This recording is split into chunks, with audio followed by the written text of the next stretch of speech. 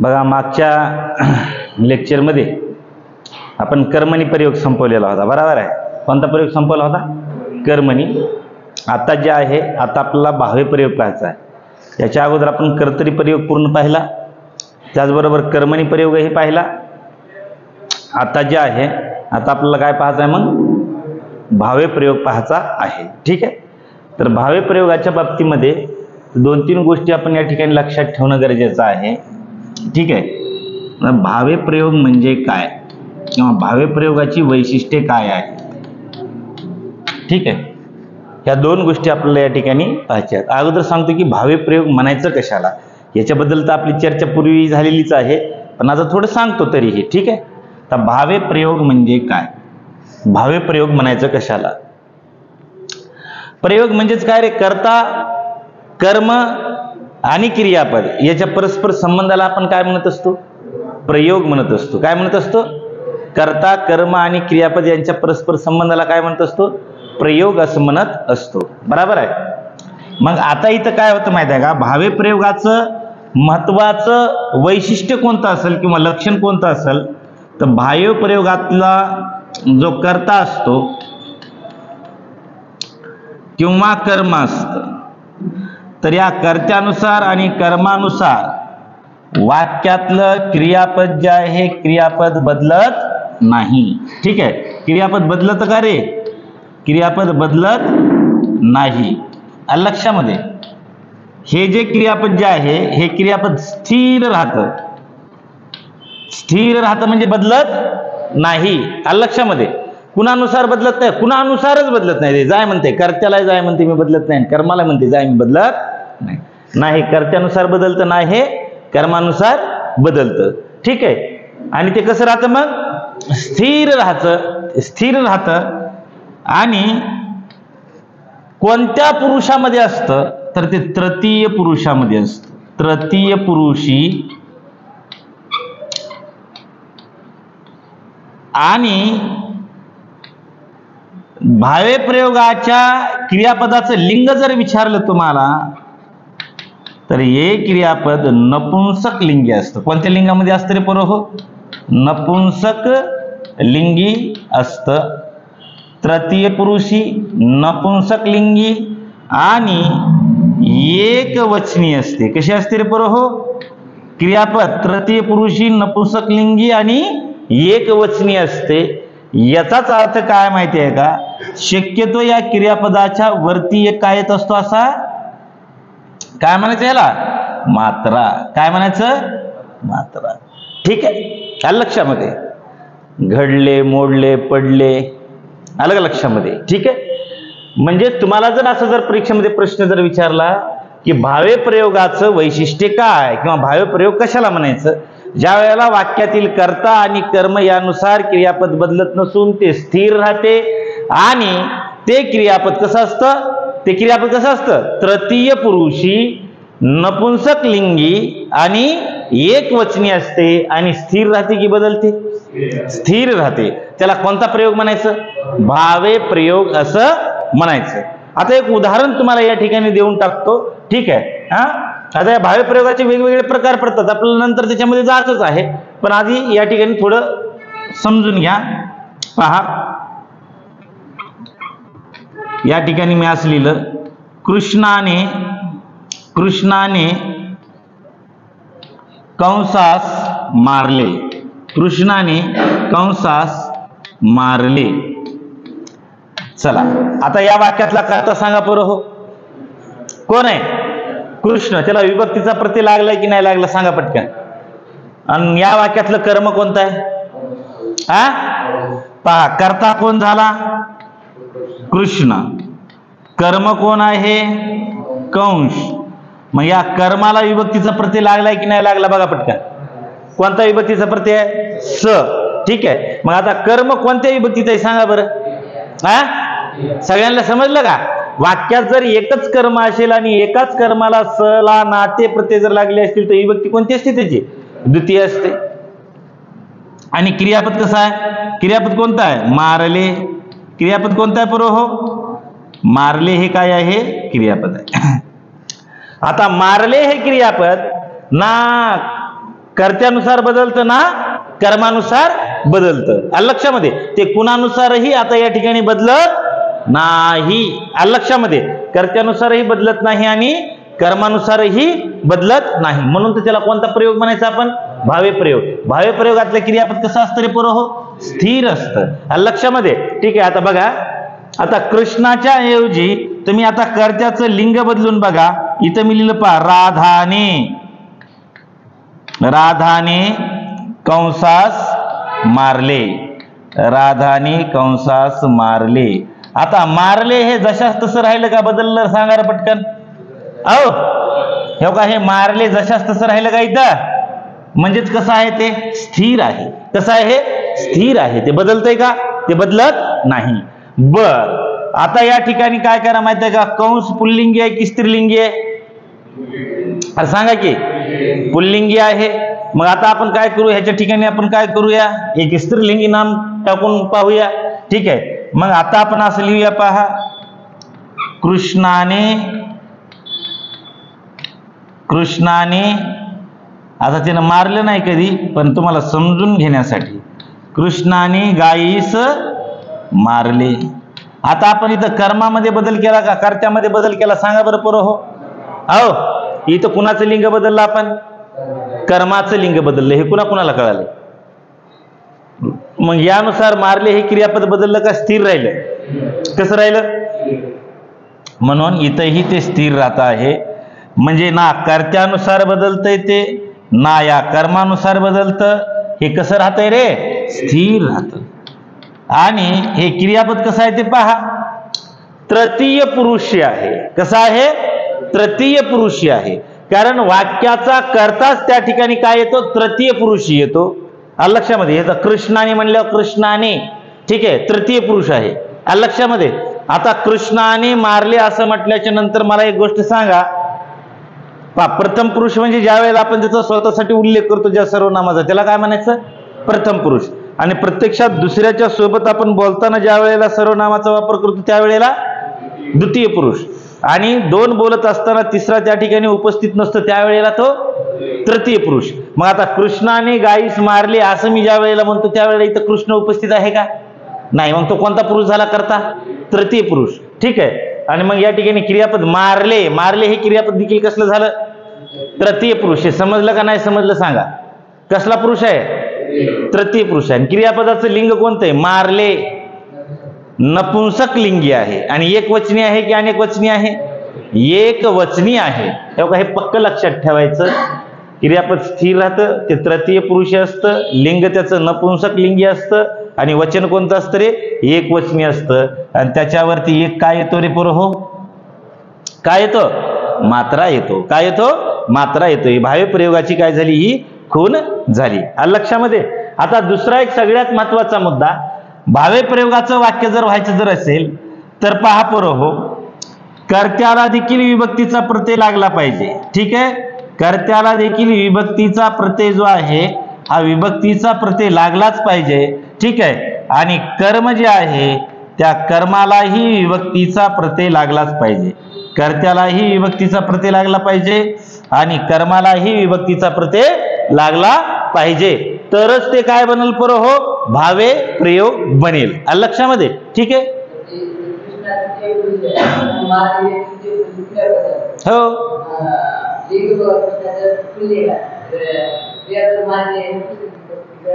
नाही नाही नाही नाही नाही. आता मारले म्हटल्याच्या नंतर काय माहिती आहे का? ठीक आहे. आता पाय, ते मारले का तो मारले का ती मारले? ते. लक्षामध्ये. मग ले कळलं गेलं का? हे पाय, हे असं करून बघायचं. लक्षामध्ये. तो मारला होईल. मग मारला ह्या क्रियापदाचं लिंग सांगा आता. पुल्लिंगी. तो म्हणल्यावर काय? पुल्लिंगी. आणि ती मारली. मारलीचं काय होईल राजा? स्त्रीलिंगी. आणि ते मारले.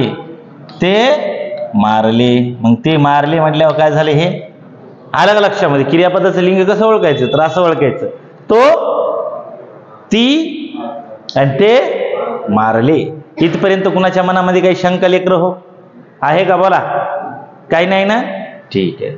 चला आता पुढचा या ठिकाणी आपण महत्वाचा मुद्दा पाहूयात. ठीक आहे. बघा, कर्त्याला विभक्तीचा प्रत्यय असतो, कर्म असेल तर त्या कर्मालाही विभक्तीचा प्रत्यय असतो. आणि हे जे कर्मला विभक्तीचा प्रत्यय जर असेल तर ह्या कर्माची विभक्ती या ठिकाणी द्वितीय असते. पहा कोणती असते बरं हो, द्वितीय असते. मग गाईच्या शब्दाची विभक्ती कोणती आहे, कंसाच्या शब्दाची विभक्ती कोणती आहे, द्वितीय आहे. लक्षामध्ये ठीक आहे, एवढं समजलं. ठीक आहे, आता हे का इकडे तुम्हाला मी परत समजून सांगतो, हे सगळ्यांनी जरा इकडे नीट लक्ष देऊन ऐका. पहा ठीक आहे, भावे प्रयोग. जेव्हा क्रियापदाचे रूप कर्त्याच्या व कर्माच्या लिंग वचन व पुरुषानुसार न बदलता ते तृतीय पुरुषी, कोणत्या पुरुषात पर हो, तृतीय पुरुषी नपुंसक लिंगी एक वचनी असते. कशी असते रे, एक वचनी नपुंसक लिंगी आणि तृतीय पुरुषी असते, तेव्हा डॅश प्रयोग होतो. कोणता होतो मग, भावे प्रयोग होतो. कोणता प्रयोग होतो रे बाबा, भावे प्रयोग होतो. आलं लक्षामध्ये. भावे प्रयोगात आता कर्त्याला आणि कर्माला महत्व असतं का सांगा बरं पटकन.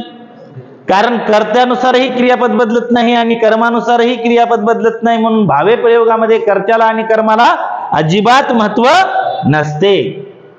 कर्तरी प्रयोगामध्ये कुणाला महत्व असतं आणि कर्मणी प्रयोगामध्ये कुणाला असतं, कर्तरी प्रयोगामध्ये कर्त्याला आणि कर्मणी प्रयोगामध्ये कर्माला महत्व असतं. तसं भावे प्रयोगामध्ये कुणाला महत्व असतं, ना कर्त्याला महत्व असतं ना कर्माला महत्व असतं. कारण कर्त्यानुसारही क्रियापद बदलत नाही आणि कर्मानुसारही क्रियापद बदलत नाही. बरोबर आहे, ठीक आहे. भावे प्रयोगात कर्त्याला व कर्माला महत्व नसते. ठीक आहे, आता भावे प्रयोगाची वैशिष्ट्ये. आता भावे प्रयोगाची वैशिष्ट्ये काय आहेत ते पहा. क्रियापद नेहमी तृतीय पुरुषी नपुंसक लिंगी एकवचनी आणि कशी असते रे पर, स्थिर असते. ठीक आहे, लक्षामध्ये. क्रियापद नेहमी तृतीय पुरुषी नपुंसक लिंगी एकवचनी व स्थिर असते. ही समजाले की समजण्या गेले सांगा मला पटकन. समजाले का, हो तिकडे पाठीमाग कवाले, नाही तुला कवाली म्हणायला येईल. ठीक आहे, समजाले बघा. कर्ता बहुधा तृतीयेत किंवा चतुर्थांत असतो, म्हणजे त्याचा अर्थ असा आहे कर्ता तृतीय विभक्तीत किंवा चतुर्थी विभक्तीत असतो. कधी तो सविकरणी तृतीयेत देखील असतो. ठीक आहे, कर्ता कोणत्या विभक्तीत असतो, तृतीय विभक्तीमध्ये असतो किंवा चतुर्थी विभक्तीमध्ये असतो. मग त्याला तृतीयांत म्हणा किंवा चतुर्थांत म्हणा. लक्षामध्ये तृतीयेत म्हणजे तृतीय विभक्तीत, चतुर्थांत म्हणजे चतुर्थी विभक्तीत. लक्षात. भावे प्रयोगातला जो कर्ता असतो तो भावे प्रयोगातला कर्ता कोणत्या विभक्तीमध्ये असेल रे पोरं हो, एक तर तृतीय विभक्तीमध्ये असेल नाहीतर चतुर्थी विभक्तीमध्ये असेल. लक्षामध्ये कधी कधी तो षष्ठी विभक्तीमध्येही येतो. ठीक आहे, आपल्याला पाहायचंय नंतर. ठीक आहे, आता पुढे पहा. कर्म असल्यास पहा, कर्म असल्यास ते नेहमी कोणत्या विभक्तीत असते, द्वितीय विभक्तीत असते. कर्म जर असेल भावे प्रयोगामध्ये तर ते कर्म नेहमीच कोणत्या विभक्तीमध्ये असेल, द्वितीय विभक्तीमध्ये असेल. अशा भावे प्रयोगात सकर्मक भावे प्रयोग असे म्हणतात किंवा अशा भावे प्रयोगात सकर्मक भावे प्रयोग असे म्हणतात. लक्षामध्ये. ठीक आहे, काही भावे प्रयोगातील वाक्यात कर्म नसते. ठीक आहे, अशा भावे प्रयोगास अकर्मक भावे प्रयोग असे म्हणतात. अशा भावे प्रयोगास काय म्हणायचं बरोबर हो, ज्यात प्रयोग आपलं कर्मच नसेल तर त्याला काय म्हणायचं, अकर्मक भावे प्रयोग. लक्षामध्ये. ठीक आहे, आता भावे प्रयोगाचे 3 प्रकार पडतात पहा. भावे प्रयोगाचे किती प्रकार पडतात बरोबर हो, हे 3 प्रकार पडतात. ठीक आहे, मग आता हे 3 प्रकार कोणकोणते आहेत ते सगळ्यांनी इकडे नीट लक्ष देऊ नाही का. एक प्रधान कर्तक भावे, गौण कर्तक भावे आणि अकृतुक भावे किंवा ह्यालाच म्हणायचं पूर्व भाव कृतुक भावे, भाव कर्तरी भावे किंवा भाव कृतुक भावे. ठीक आहे, भाव कृतुक भावे प्रयोग. ठीक आहे, इथं भाव झाले ते भाव आहे. लक्षात. कृतुक म्हणजे कर्ता, कृतुक म्हणजे काय, कर्ता. लक्षामध्ये. मग भावे प्रयोगाचे एकूण प्रकार किती आहेत सांगा. भावे प्रयोगाचे एकूण प्रकार किती आहेत, 3 प्रकार आहेत. 3 प्रकार कोणकोणते आहेत, प्रधान कर्तुक भावे, गौण कर्तुक भावे आणि त्याच्यानंतर अकृतुक भावे किंवा त्यालाच काय म्हणायचं बरोबर, भाव कृतुक भावे. लक्षामध्ये. ठीक आहे, तर एक एक गोष्ट आपण पाहूया. भावे प्रयोगाचे प्रकार किती सांगा, 3. आणि आता या प्रधान कर्तक भावेचे पुन्हा दोन प्रकार पडतात, एक सकर्मक भावे प्रयोग आणि दुसरा अकर्मक भावे प्रयोग. प्रधान कर्तक भावे प्रयोगाचे प्रकार किती झाले? दोन, एक सकर्मक भावे आणि दुसरा अकर्मक भावे, असे त्याचे दोन प्रकार झाले. गौण कर्तक भावे प्रयोगाचे पुन्हा चार प्रकार पडतात पहा. एक आहे पुरातन भावे प्रयोग, दुसरा आहे शक्य भावे प्रयोग, तिसरा आहे समापन भावे प्रयोग आणि चौथा आहे नवीन भावे प्रयोग. लक्षामध्ये? ठीक आहे. पहा, गौण कर्तक भावे, गौण कर्मणी प्रयोग, सॉरी आपण काय कर्मणी प्रयोगाचे देखील मुख्य दोन प्रकार केले होते पहा. ठीक आहे, प्रधान कर्तक कर्मणी प्रयोग आणि गौण कर्तक कर्मणी प्रयोग. प्रधान कर्तक कर्मणी प्रयोगाचा एकच प्रकार, तो म्हणजे कोणता प्रयोग? साधा कर्मणी किंवा त्याला काय म्हणायचं आपण? प्रधान कर्मणी. लक्षामध्ये? ज्याचा कर्ता जो आहे तो तृतीय विभक्तीमध्ये असतो. लक्षामध्ये? ठीक आहे.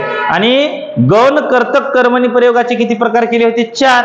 चार कोणते? हे चार: पुरातन कर्मणी, शक्य कर्मणी, समापन कर्मणी आणि नवीन कर्मणी. ठीक आहे. तर ह्या दोन कर्म म्हणजे पुरातन भावेमध्ये आणि पुरातन कर्मणीमध्ये फरक काय आहे, शक्य भावे आणि शक्य कर्मणीमध्ये फरक काय आहे, समापन भावे आणि समापन कर्मणीमध्ये फरक काय आहे, नवीन भावे आणि नवीन कर्मणी प्रयोगामध्ये फरक काय आहे, त्याच्याबद्दलही आपल्याला नंतर डिटेलमध्ये माहिती घ्यायची आहे. सध्या फक्त एवढंच लक्षात ठेवा की गौण कर्तक भावे प्रयोगाचे प्रकार किती पडतात?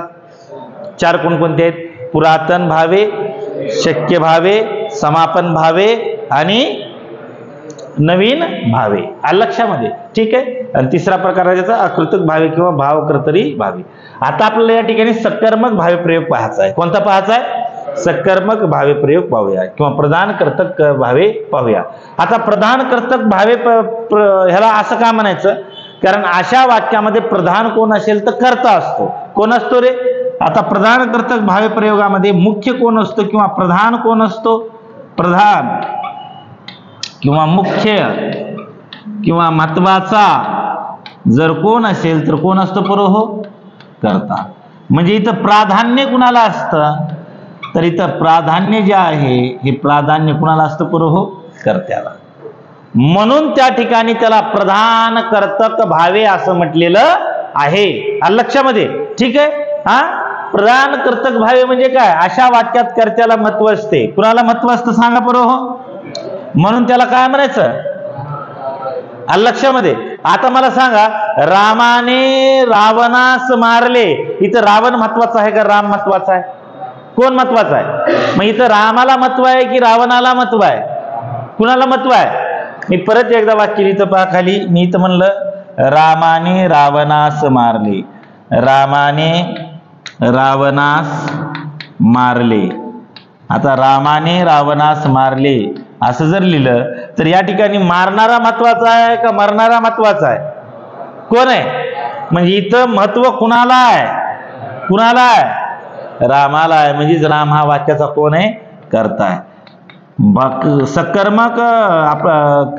सकर्मक भावे प्रयोगामध्ये किंवा अकर्मक भावे प्रयोगामध्ये महत्व जर कुणाला असेल तर कुणाला असतं? प्रधान कर्तक आपलं कर्त्याला महत्व असतं. कुणाला महत्व असतं? कर्त्याला महत्व असतं. म्हणा बरं एकदा, कुणाला महत्व असतं? म्हणून त्याचं नावच काय पडले? प्रधान. कोण प्रधान? कर्ता. म्हणून कर्तक आणि भावे. लक्षामध्ये? ठीक आहे. आता याचे दोन प्रकार पडतात. कशाचे? प्रधान कर्तक भावे प्रयोगाचे दोन प्रकार. कोणकोणते आहेत? एक सकर्मक भावे आहे आणि दुसरा कोणता आहे रे? अकर्मक भावे आहे. लक्षामध्ये? मग आता सकर्मक भावे पाहूया. आता सकर्मक भावेच्या बाबतीमध्ये एकच गोष्ट लक्षात ठेवायची, कर्ता जो आहे ना, कर्त्यालाही विभक्तीचा प्रत्यय असेल आणि कर्म जे आहे कर्मालाही विभक्तीचा प्रत्यय असेल. म्हणजे दोघालाही विभक्ती प्रत्यय जर असतील तर पुरोहो डोळे झाकून प्रयोग म्हणायचं. काय रे पुरोहो? सकर्मक भावे. काय म्हणायचं पुरोहो? सकर्मक भावे. मी काय म्हणालो? कर्ता आणि कर्म या दोघालाही काय असेल पुरोहो? विभक्ती प्रत्यय जर असेल तर तो प्रयोग कोणता असतो सांगा पटकन? कोणता असतो? सकर्मक भावे प्रयोग असतो. बघा त्याची वैशिष्ट्ये. कर्त्याला व कर्माला विभक्तीचा प्रत्यय लागलेला असतो. ठीक आहे. कर्ता तृतीय विभक्तीत असतो. पहा, सकर्मक भावे प्रयोगातील कर्ता, सकर्मक भावे प्रयोगातील कर्ता कोणत्या विभक्तीत असतो पुरोहो? तृतीया विभक्तीत असतो, आलं लक्षात. आणि इथं कर्म चुकून प्रथमामध्ये झालंय, तर कर्म जे आहे हे कर्म द्वितीया विभक्तीत असते. कर्म कोणत्या विभक्तीत असते रे पोरं? हो, द्वितीया विभक्तीत असते. ठीक आहे. आणि क्रियापद हे कर्त्यानुसार व कर्मानुसार बदलत नाही. आलं लक्षामध्ये. क्रियापद हे कर्त्यानुसार व कर्मानुसार बदलतं का रे पोरं? हो, कर्त्यानुसार व कर्मानुसार ते क्रियापद बदलत नाही. आलं लक्षामध्ये. ठीक आहे. पहा, कर्त्याला व कर्माला विभक्तीचा प्रत्यय लागलेला असतो. आणि कर्ता कोणत्या विभक्तीत असतो इथं? आणि कर्म कोणत्या विभक्तीमध्ये असतं? द्वितीया विभक्तीमध्ये. इथं चुकून प्रथमा झालेला आहे. क्रियापद हे कर्त्यानुसार व कर्मानुसार बदलतं का? बदलत नाही. मग असं जर असेल तर कोणता प्रयोग असेल? सकर्मक भावे प्रयोग असेल. कोणता प्रयोग असेल? सकर्मक भावे. हे कुणाला समजायला एकदा हात वर करा. समजलंय का? वन्स मोर करायचं आहे? नाही ना? ठीक आहे. चला आता खाली बघा मग उदाहरण डायरेक्ट. मातेने मुलाला चालवले. बरोबर. हो, वाक्याचा कर्ता सांगा एकदा मला. अहो, आणि कर्म. मग आता या कर्त्याची विभक्ती सांगा बरं. मातेने, ने, ये, सी. ने हा विभक्तीचा प्रत्यय कोणत्या विभक्तीमध्ये येतो? तृतीया. अंश ला नाते.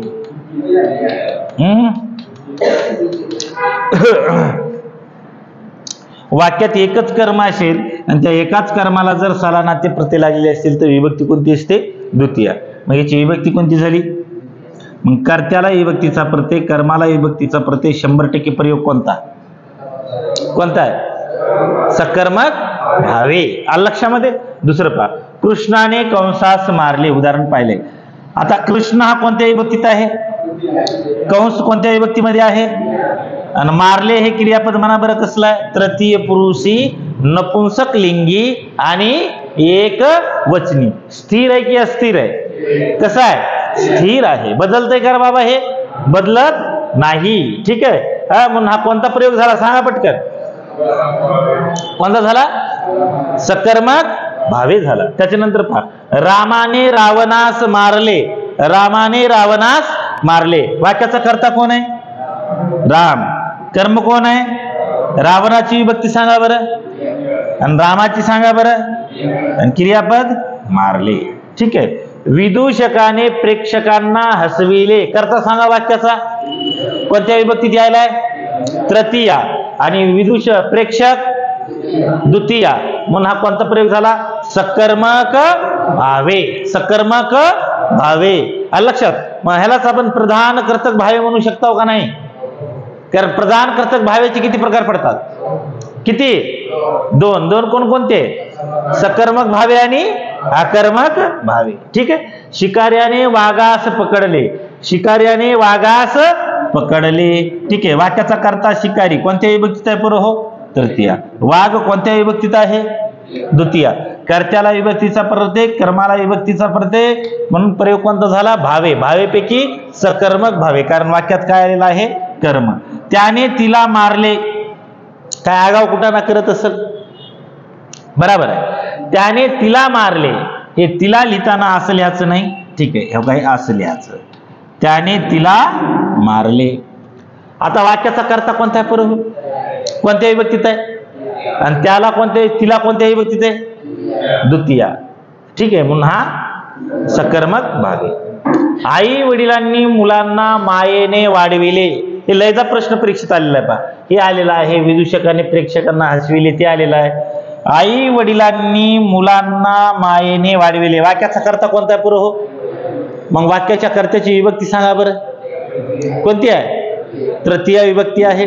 कर्म कोणता आहे? कोणत्या विभक्तीत आहे? द्वितीय विभक्तीमध्ये आहे. मग कर्त्याला विभक्तीचा प्रत्यय, कर्माला विभक्तीचा प्रत्यय. प्रयोग कोणता होईल सांगा? सकर्मक भावे. शिक्षकाने विद्यार्थ्यांना शिकवावे. शिक्षकाने विद्यार्थ्यांना शिकवावे. आता वाक्याचा कर्ता कोण आहे? कर्म कोण आहे? कोण आहे? विद्यार्थी. ठीक आहे. मग याची विभक्ती कोणती आहे? याची विभक्ती कोणती आहे? ठीक आहे. याला विभक्तीचा प्रत्यय आहे, याला विभक्तीचा प्रत्यय आहे. म्हणून हा प्रयोग कोणता झाला? याची द्वितीय विभक्ती आहे. आणि ह्याची कोणती आहे रे पुरं? हो, तृतीय विभक्ती आहे. आईने मुलीस समजावले. आहे की नाही? आईने मुलीस समजावले. ठीक आहे. आता तुलाच समजावले असं म्हणावं लागेल. आहे की नाही? आईने मुलीस समजावले, है की नाही? लय उतावीळपणा करू नको म्हणली. नीट तुला काय स्पर्धा परीक्षेचा अभ्यास करायला पाटले त्याचाच अभ्यास कर, है की नाही? आगाव कुठाने करू नको. मग वाक्याचा कर्ता कोणता आहे? कर्म कोणता आहे? ठीक आहे. मग कर्त्याला विभक्तीचा प्रत्यय, कर्माला विभक्तीचा प्रत्यय, म्हणून या ठिकाणी काय झालं ते पूर्व सकर्मक भावे प्रयोग झाला. लक्षात. लोकांनी आता पुढाऱ्यांना विचारावे, लोकांनी आता पुढाऱ्यांना विचारावे. वाक्याचा कर्ता कोणता आहे आणि कर्म कोणतं आहे? पुढारी. मग आता पुढारी कोणत्या विभक्तीमध्ये आहे? द्वितीय विभक्तीमध्ये आहे. आणि हे कोणत्या विभक्तीमध्ये आहे? तृतीय विभक्तीमध्ये आहे. बरोबर आहे. मग आता लोकांनी आता पुढाऱ्यांना विचारावे हे वाक्य कोणत्या प्रयोगाचं झालं? सकर्मक भावे प्रयोगाचं झालं. शिकाऱ्याने वाघास मारले, वाक्याचा कर्ता कोण आहे? वाघ काय आहे? कर्म. कर्म कोणत्या विभक्तीत झाले? द्वितीय. ठीक आहे. पुढे पहा. म्हणून हा सकर्मक भावे. त्यांनी मुलास पाठविले, त्यांनी या ठिकाणी कोणत्या विभक्तीत आहे? तृतीय. मुलास कोणत्या विभक्तीमध्ये आहे? द्वितीय. लक्षामध्ये. मग तुम्हाला या ठिकाणी विभक्तीत कळायचं प्रयोग समजते की समजत नाही मला सांगा बरं एकदा. ठीक आहे. कर्त्याची कर्माची तुम्हाला विभक्ती कळाली की डोळे झाकून तुम्हाला प्रयोग ओळखता येतो, त्याच्यामध्ये काही अडचण नाही. लक्षामध्ये. ठीक आहे. समजले की समजा गेले रे बापू. ठीक आहे. आता मी तुम्हाला कोणता प्रयोग सांगितला? सकर्मक भावे प्रयोग. आता पुढचा कोणता पाहायचा आहे आपल्याला? अकर्मक भावे प्रयोग. आता ह्याच्यामध्ये काही नाही बरोबर. सकर्मक भावे प्रयोगामध्ये आणि अकर्मक भावे प्रयोगामध्ये म्हणजे फरक काय आहे? जो अकर्मक भावे आहे, या अकर्मक भावे प्रयोगामध्ये जो कर्ता असतो ना राज्य हो, या कर्त्याला विभक्तीचा प्रत्यय असतो. बस हे एवढंच लक्षात ठेवायचं. कर्त्याला विभक्तीचा काय असतो बरो हो? प्रत्यय असतो. लक्षामध्ये. परंतु वाक्यात कर्म असेल का? कर्म नसते. ज्या वेळेला वाक्यात कर्मच नसेल, ज्या वेळेला वाक्यामध्ये काय नसेल? कर्मच नसेल आणि कर्त्याला विभक्तीचा प्रत्यय लागलेला असेल, ते 100% प्रयोग कोणता होतो? आता इकडे लक्ष द्या. पहा, कर्मणी प्रयोग असतो का? कर्मणी प्रयोग असतो का नसतो सांगा की. कर्मणी प्रयोगामध्ये कर्म आल्याशिवाय कर्मणी प्रयोग होतो का रे? इथं कर्म 100% यावंच लागतं तरच काय होईल पुरं हो.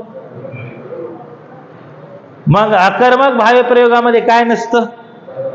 कर्म नसतं. पण कर्मणी प्रयोगातला जो कर्ता असतो ना पुरं हो, कर्ता कोणत्या प्रयोगातला म्हणालो मी? कर्मणी प्रयोगातला जो कर्ता असतो का? कर्मणी प्रयोगातला, कर्मणी प्रयोगातला कर्ता कोणत्या विभक्तीत येतो? म्हणजे प्रथमामध्ये असतो का? ही पण गोष्ट या ठिकाणी लक्षात ठेवायची की कर्मणी प्रयोगातील कर्ता प्रथमा विभक्तीत कधीच नसतो. प्रथमा विभक्तीत कधीच नसतो म्हणजे तो कुठल्या तरी विभक्तीमध्ये असतोच. लक्षामध्ये. तसं भावे प्रयोगातला कर्ता देखील कधीच प्रथमा विभक्तीमध्ये नसतो. ठीक आहे. म्हणून आता इकडे पहा, इथं कर्त्याला विभक्तीचा प्रत्यय असतो असं म्हणालो मी. कर्त्याला विभक्तीचा प्रत्यय असतो आणि वाक्यात काय नसते? मग इथं कर्म नसते म्हणून असा वाक्यात कर्म जर नसेल तर कर्मणी प्रयोग होईल का? असला नाही. आणि कर्त्याला प्रत्यय आहे म्हणजे तो कर्तरी पण होत नाही, कारण कर्तरी प्रयोगातला कर्ता नेहमी कोणत्या विभक्तीत असतो? प्रथमा विभक्तीमध्ये असतो. कर्तरी प्रयोगातील कर्ता, कर्तरी प्रयोगातील कर्ता ठीक आहे कोणत्या विभक्तीमध्ये असतो रे पुरो हो? कायम प्रथमा विभक्तीमध्ये असतो. ठीक आहे. म्हणजे याच्यावरून देखील तुम्हाला फक्त एवढ्याच गोष्टी जर तुम्हाला कळल्या का तुम्ही डोळे झाकून प्रयोग ओळखू शकता. ठीक आहे. नंतर आपल्याला तेच पाहिजे. म्हणजे कर्तरी प्रयोगातला कर्ता नेहमी कोणत्या विभक्तीत असतो? कर्मणी प्रयोगातला कर्ता कधीच कोणत्या विभक्तीत नसतो. पण या वाक्यामध्ये 100% काय यावं लागतं? आणि ते कर्म देखील कोणत्या विभक्तीत यावं लागतं? प्रथमा विभक्तीमध्ये. कर्मणी प्रयोगातील कर्म कोणत्या विभक्तीत असतं? प्रथमा विभक्तीमध्ये असतं. लक्षामध्ये. आणि अकर्मक भावे प्रयोग जर म्हटलं तर अकर्मक भावे प्रयोगातील कर्ता जो आहे हा कर्त्याला विभक्तीचा प्रत्यय असतो, परंतु वाक्यात काय नसतं? कर्म नसतं. मग एकदा बघा आता या ठिकाणी हे समजाले की समजणं गेले का? एकदा परत सांगू? आहो कसं करू सांगा की. काय म्हणले? समजलं? इकडे रे ए गमवाल्या, समजलं का? ठीक, चला आता नेक्स्ट बघा. मग अकर्मक भावे प्रयोग काय म्हणाले रे? जेव्हा कर्त्याला विभक्तीचा प्रत्यय असतो, कुणाला विभक्तीचा प्रत्यय असतो आणि वाक्यात काय नसते, तेव्हा कोणता प्रयोग होतो? मग अकर्मक भावे प्रयोग होतो. आलं लक्षामध्ये? जेव्हा कर्त्याला विभक्तीचा प्रत्यय असतो व कर्माला वाक्यात कर्म नसते तेव्हा अकर्मक भावे प्रयोग होतो. क्रियापद शक्यतो कसं असतं रे इथं? विद्यार्थी किंवा शक्य क्रियापद असतं. आता या ठिकाणी बघा इथं, त्याला आता घरी जाववते, वाक्याचा कर्ता कोणता आहे रे पोरं? हो, त्याला. वाक्याचा कर्ता कोणता आहे? त्याला हा वाक्याचा कर्ता आहे. वाक्यात कर्म आहे का? आता जाववते म्हणल्यावर जाण्याची क्रिया त्याच्यावरच होईल का घरावर होईल? कुणावर होईल? म्हणजे या ठिकाणी वाक्यामध्ये काय नाही पोरं? हो, कर्म नाही. वाक्यात काय नाही रे राजांनो? कर्म नाही. ठीक आहे. मग या ठिकाणी त्याला जे आहे त्याला काय आहे? कर्ता आहे. आणि हा कर्ता कोणत्या विभक्तीत आहे सांगा? कोणत्या विभक्तीत आहे? द्वितीय. मला पुण्याला जायचे आहे, वाक्याचा कर्ता सांगा बरं. मला. आता या ठिकाणी मलाची विभक्ती सांगा बरं पोरं? हो, कोणती आहे? चतुर्थी आहे. कोणती आहे रे पोरं? हो, चतुर्थी. इथं ही एक गोष्ट लक्षात ठेवा, कर्ता जो आहे ना, कर्ता हा चतुर्थी विभक्तीमध्ये येतो. कर्ता कोणत्या विभक्तीमध्ये येतो रे पोरं? हो, चतुर्थीमध्ये येऊ शकतो. आणि हाच कर्ता जो आहे हा षष्टीमध्ये पण येऊ शकतो. ठीक आहे, पुढे बघा. आता पहा, मला पुण्याला जायचे आहे, मलाची विभक्ती कोणती आहे? कारण तुम्हाला माहिती आहे का, कर्माला सला नाते प्रत्यय लागला तरच ती काय होते? द्वितीया होते. आलं लक्षामध्ये? ठीक आहे. आणि कर्म सोडून बाकी कशालाही सला नाते लागला की विभक्ती कोणती असते? मग इथं कर्म हे कर्म आहे का मला कर्ता आहे? मग कर्त्याला जर सला नाते प्रत्यय जर लागलेला जर असेल तर तो कोणत्या विभक्तीत असतो? चतुर्थी विभक्तीमध्ये. सर्वांनी मनसोक्त हसावे. आता पहा, सर्वांनी मनसोक्त हसावे, हसणारे कोण आहेत? सर्व. आता या ठिकाणी कर्त्याची विभक्ती पहा, तृतीय यायली पहा. लक्षामध्ये म्हणजे कर्ता जो आहे तो तृतीय विभक्तीमध्ये पण येऊ शकतो, अकर्मक कर्तरी प्रयोगामध्ये, अकर्मक भावी प्रयोगामध्ये. सर्वांनी मनसोक्त हसावे, वाक्याचा कर्ता कोण आहे? त्याला विभक्तीचा प्रत्यय आहे की नाही? वाक्यात या ठिकाणी कर्म आहे का? कर्म नाही. कर्म नाही म्हणून हा अकर्मक भावे आहे. कसला आहे? अकर्मक भावे. प्रजेसाठी राजाने अहोरात्र झटावे. आता प्रजेसाठी राजाने, वाक्याचा कर्ता कोण आहे? राजा. आलं लक्षात? कर्म आहे का वाक्यामध्ये? नाही. समजायला का समज नाही गेले सांगा रे? काही बदलून दाखवू सगळं? हा, नको. बर. राजाने अहोरात्र झटावे, वाक्याचा कर्ता आहे. कोणत्या विभक्तीमध्ये आहे? तृतीय. वाक्यात कर्मच नाही. कर्त्याला विभक्तीचा प्रत्यय असेल आणि वाक्यात कर्म नसेल तर डोळे झाकून कोणता प्रयोग आहे?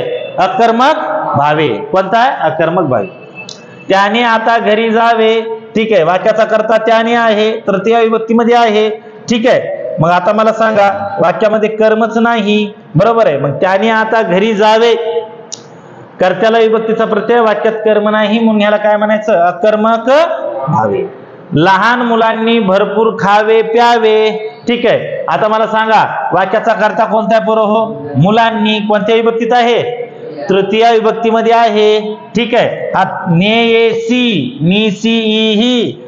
ठीक आहे, हे कोणत्या विभक्तीचे प्रत्यय? तृतीय.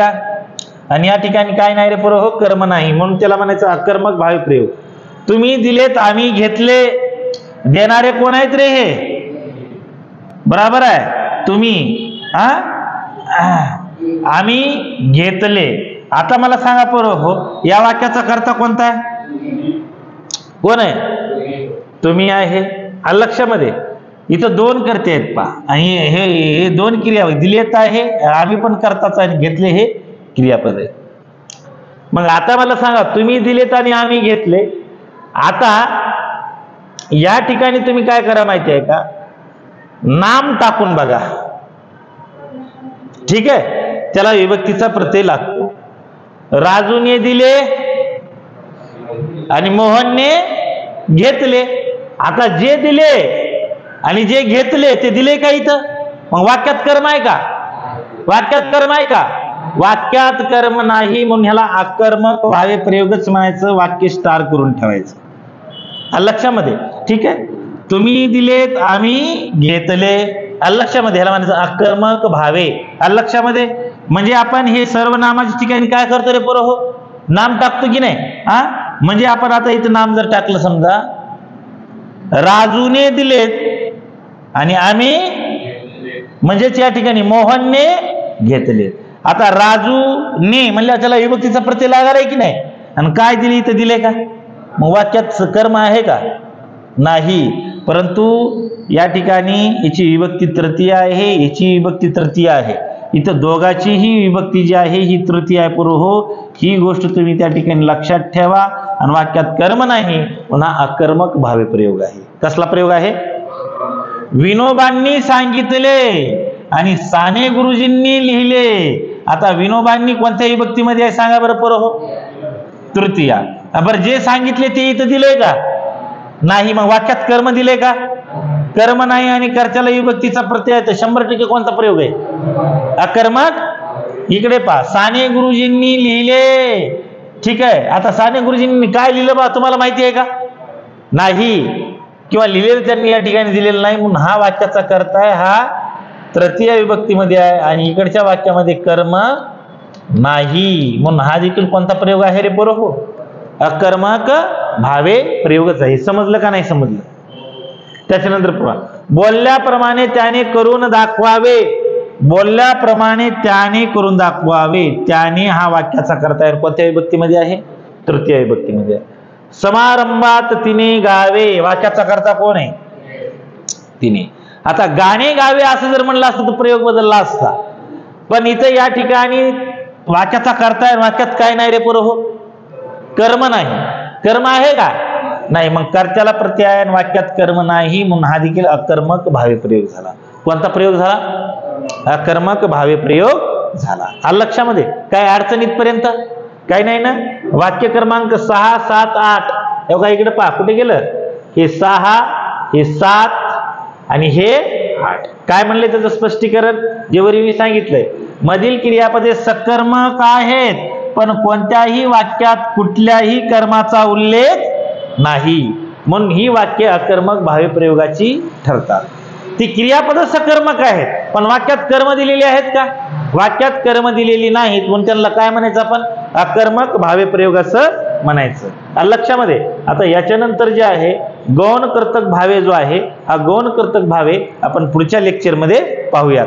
आता तुम्हाला या ठिकाणी प्रधान कर्तक भावे समजला का.